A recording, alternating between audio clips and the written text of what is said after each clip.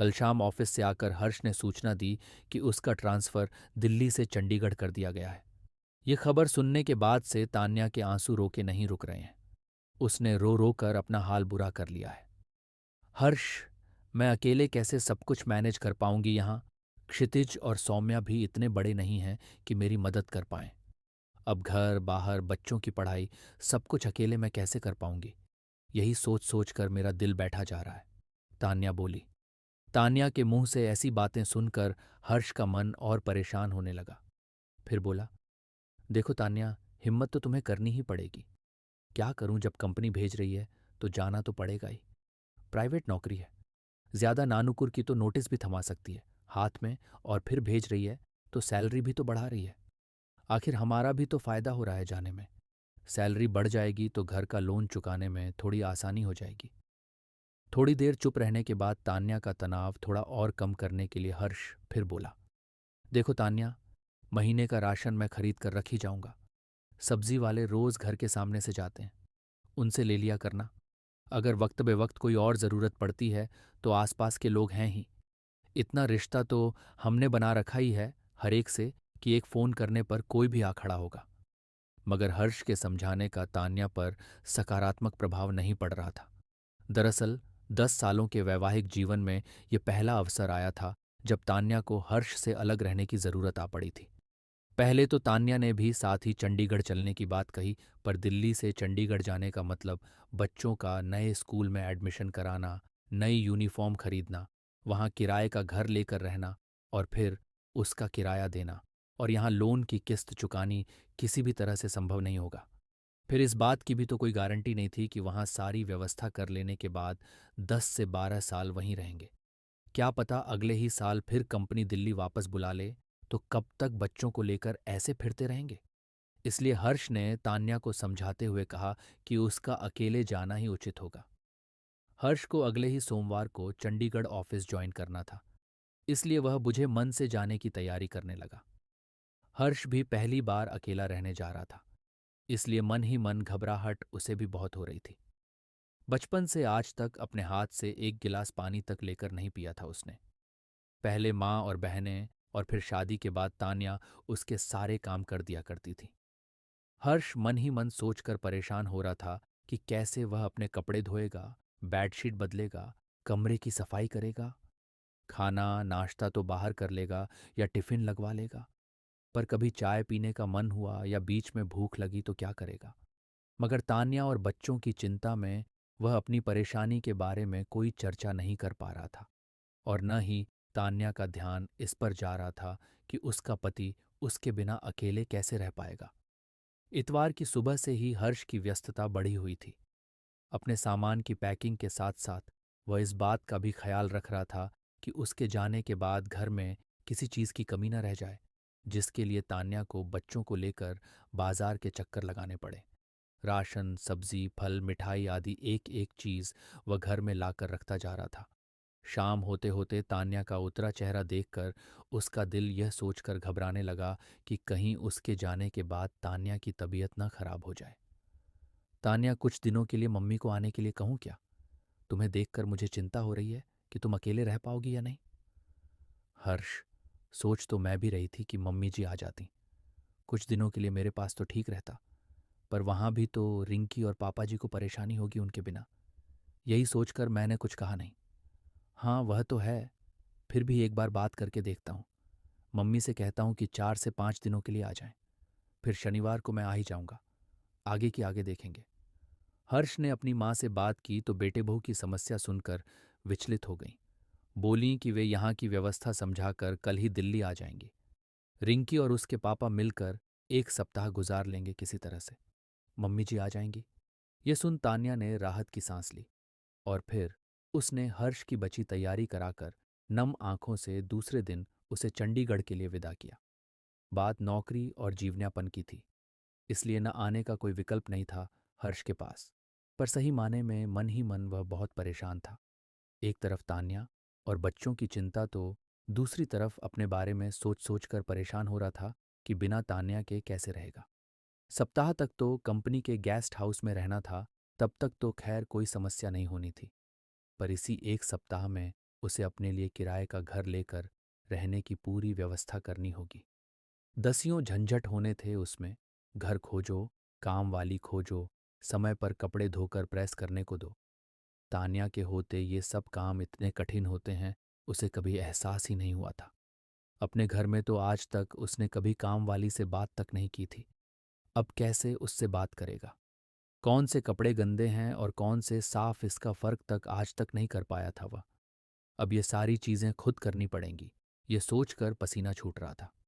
सप्ताह जैसे तैसे गुजार कर अगले शनिवार की रात को जब हर्ष एक दिन के लिए चंडीगढ़ से दिल्ली आया, तो घर में त्योहार जैसा माहौल बन गया। बच्चे उसके इर्द गिर्द मंडराने लगे और तान्या के पास तो हर्ष को बताने के लिए इतनी सारी बातें इकट्ठी हो गई थीं, मानो वह सालों बाद हर्ष से मिल रही हो। एक सप्ताह तक हर्ष के बिना उसने एक एक पल कैसे बिताया, इसका वर्णन खत्म होने का नाम ही नहीं ले रहा था। पर मम्मी जी की निगाह हर्ष के चेहरे पर अटक गई थी। बेटा, तू एक ही सप्ताह में कितना दुबला हो गया है। कहते हुए उनकी आंखें भर आईं। उनका बस चलता तो वे एक ही दिन में हर्ष को अपने हाथों से उसके पसंद की सारी चीजें बना और खिलाकर पूरे सप्ताह की कमी पूरी कर देती। लेकिन शाम को उनका वापस जाना भी जरूरी था, क्योंकि रिंकी के पेपर शुरू होने वाले थे। उनकी अनुपस्थिति से उसकी पढ़ाई बाधित हो रही थी। मम्मी जी को शाम की ट्रेन में बैठाकर आने के बाद बच्चों ने जिद पकड़ ली पिज्जा खाने की। तान्या ने भी उनका समर्थन करते हुए कहा, जब से तुम गए हो तब से ही ये पिज्जा खाने की जिद कर रहे हैं। मैंने समझा रखा था कि पापा के आने के बाद चलेंगे। अब चलकर खिला दो, वरना तुम्हारे जाने के बाद फिर मुझे परेशान करेंगे। हर्ष का मन न ही इस समय बाहर जाने का हो रहा था और न ही बाहर का कुछ खाने का। उसका दिल कर रहा था कि बचा खुचा समय वह सबके साथ सुकून से घर में बिताए और तान्या के हाथ का बना घर का गरम गरम खाना खाए। पर बच्चों और तान्या की बात न मानकर वह अपराध भावना से घिरना नहीं चाह रहा था। अतः बेमन से ही वह सबको साथ लेकर पिज्जा हट चला गया। दूसरे दिन फिर सुबह सुबह ही वह चंडीगढ़ के लिए निकल गया। ट्रेन में बैठते ही हर्ष ने सोचना शुरू कर दिया कि कहीं कुछ ऐसा रह तो नहीं गया जिसकी वजह से तान्या को परेशान होना पड़े। पर जब उसे ऐसी कोई बात याद नहीं आई, तो उसने सुकून के साथ सीट पर सिर टिकाकर आंखें बंद कर लीं। चंडीगढ़ जाने के साथ ही हर्ष की जिंदगी से आराम और सुकून शब्द गायब हो गए। अब तक शनिवार की शाम से लेकर सोमवार की सुबह तक जो सुकून के पल हुआ करते थे, अब तो वही पल सबसे ज्यादा भाग दौड़ वाले बन गए। ऑफिस से छूटते ही वह स्टेशन की ओर भागता, फिर ट्रेन से उतरकर ऑटो पकड़कर घर पहुंचता। तब तक बच्चे तो सो चुके होते थे, इसलिए बच्चों के साथ वक्त बिताने की खुशी में वह सुबह जल्दी उठ जाता। फिर सारा दिन साप्ताहिक खरीदारी या बच्चों को घुमाने फिराने में निकल जाता। फिर सोमवार की सुबह शताब्दी पकड़ने के लिए सुबह 5 बजे ही नहा धोकर तैयार होकर उसे घर से निकलना पड़ता था। तान्या अकेली है यह सोचकर बीच बीच में उसके सास ससुर चक्कर लगा जाते थे, पर चूंकि वे भी अभी नौकरी करते थे, इसलिए ज्यादा दिन रुकना संभव नहीं हो पाता था। एक शनिवार जब हर्ष घर आया तो घर पर तान्या की माँ सारिका जी उसके साथ रहने के लिए आई हुई थी। तान्या के मुंह से उसकी परेशानी सुनकर वे कुछ दिनों के लिए उसके पास रहने को आ गई थी। हर्ष को देखते ही उनके चेहरे पर चिंता की लकीरें खींच गईं। हर्ष बेटा, आपका स्वास्थ्य इतना गिर कैसे गया है? चेहरे से रौनक ही गायब हो गई है। अभी 2 महीने पहले जब आपसे मिली थी तब तो आप ऐसे नहीं थे। क्या खाने पीने का सही इंतजाम नहीं है वहां पर? नहीं मम्मी जी, खाना पीना तो सब ठीक है। वहां पर बस घर से दूर हूं तो बच्चों की याद सताती रहती है। बस इसी वजह से आपको ऐसा लग रहा होगा। अब आज घर आया हूं तो कल देखिएगा मेरा चेहरा भी चमकने लगेगा। दूसरे दिन सुबह से ही हर्ष फिर घर की व्यवस्था और बच्चों की फरमाइशें पूरी करने में जुट गया। डिनर के लिए जब फिर सबने बाहर का प्रोग्राम बनाया तो सारिका जी ने रोकते हुए कहा कि कल सुबह ही हर्ष को निकलना है, तो इस समय सब घर पर ही रहो, घर पर ही बनाओ खाओ। मगर बच्चे नहीं माने तो सारिका जी ने कहा, ठीक है, तुम सब जाओ, मैं नहीं जाऊंगी। मैं अपने लिए यहीं कुछ बना लूंगी। निकलते निकलते हर्ष ने कहा, मम्मी जी, आप अपने लिए जो भी बनाइएगा उसमें 2 रोटियां मेरी भी बना दीजिएगा। मैं भी घर आकर ही खा लूंगा। बाहर का खाना खा खा कर मन भर गया है मेरा। सारिका जी ने उस समय तो कुछ नहीं कहा, लेकिन दूसरे दिन हर्ष के जाने के बाद तान्या को आड़े हाथों लिया। तान्या, तुझे क्या लगता है, हर्ष की पोस्टिंग दूसरे शहर में हो गई है तो उसमें उसका कोई गुनाह है? तुझे यहाँ अकेले रहना पड़ रहा है तो इसमें उसका कोई कसूर है? क्या सोचती है तू? क्या अकेले रहने से परेशानियों का सामना केवल तुझे ही करना पड़ रहा है? हर्ष बड़ा ऐश कर रहा है वहां पर। कैसी बीबी है तू कि तुझे उसका खराब हो रहा स्वास्थ्य और ढलता जा रहा चेहरा नहीं दिख रहा है? देख रही हूं एक दिन के लिए।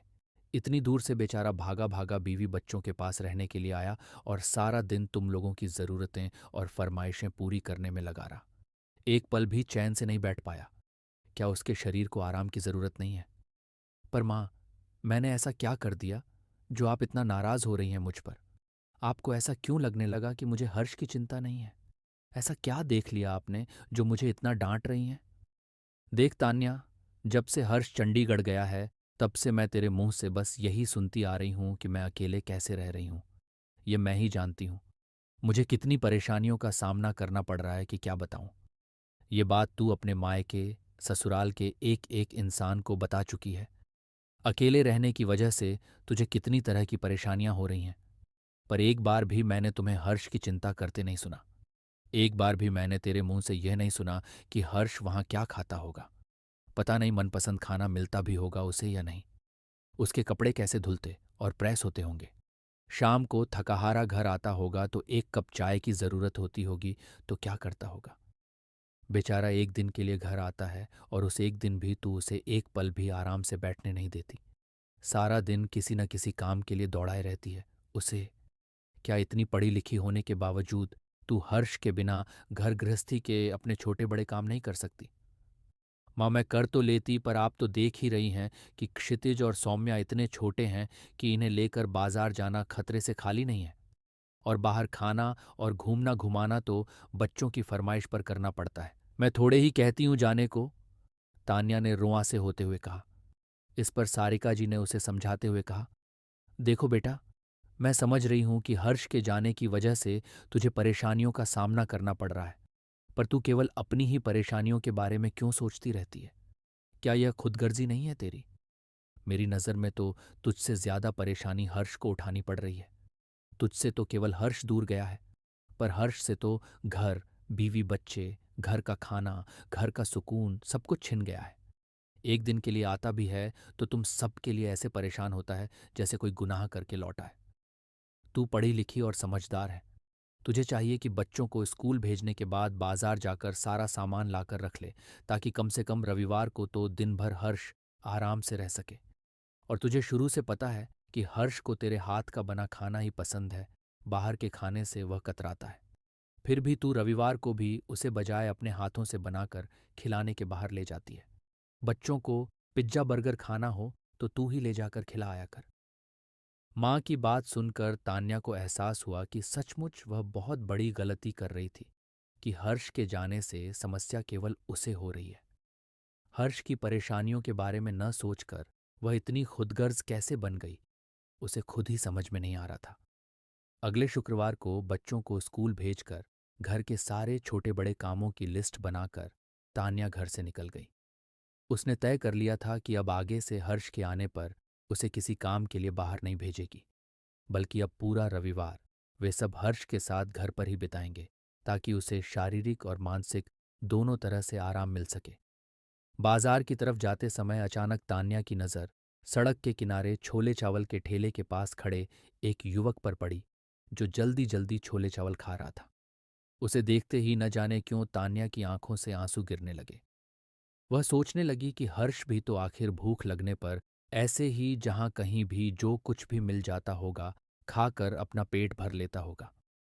मनपसंद चीजों की फरमाइश करके बनवाना और खाना तो भूल ही गया होगा हर्ष। अपने आंसू पोंछते पोंछते तान्या जल्दी जल्दी घर चली जा रही थी। साथ ही सोचती भी जा रही थी कि अपने परिवार वालों को भरपेट भोजन देने और उनके लिए सुख सुविधा जुटाने के लिए घर से दूर रहकर दिन रात खटने वाले हमारे पतियों को भूख लगने पर मनपसंद भोजन तक मुहैया नहीं होता, और हम पत्नियां यही जताती रह जाती हैं कि हम ही उनके बिना बड़ी कठिनाइयों का सामना कर रही हैं।